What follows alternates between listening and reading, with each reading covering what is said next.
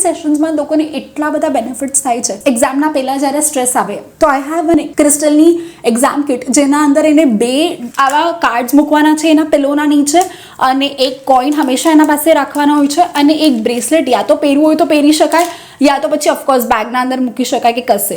યંગસ્ટરને એક તો ડિફિકલ્ટી થાય છે એક્ઝામના પિયર પ્રેશરમાં, ટેન્શન આવે, યા તો એક્ઝામ કોઈક વસ્તુની આપી રહ્યા છે, ભણી રહ્યા છે એન્જિનિયરિંગ, પણ કરવું છે ફોટોગ્રાફી. 3 ઇડિયટ્સ કંઈ એક્ઝામ્પલ લઈ લો. એવી રીતના આજકાલ જે સ્ટાર્ટઅપનું કે ને કંઈક માહોલ બન્યો છે કે ઘણા પેરેન્ટ્સ એવા હોય છે કે ના થોડા વર્ષ બિઝનેસ કર અને પછી સ્ટાર્ટઅપના ઝોનમાં જા પોતાના પૈસા કમાઈને.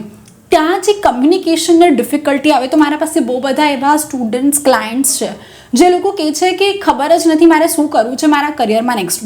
જે તમારી ઇન્ટરનલ સ્ટ્રેન્થ છે, ઘણી વખત પેરેન્ટ્સને ખબર જ નથી હોતી કે મારું બચ્ચાને શું કરવામાં ઇન્ટરેસ્ટ છે અને કયા ડિરેક્શનમાં જઈ રહ્યો છે. તો ત્યાં આપણે ડેફિનેટલી એ બધા સ્ટુડન્ટ્સને, બધા છોકરાઓને હેલ્પ કરી શકાય.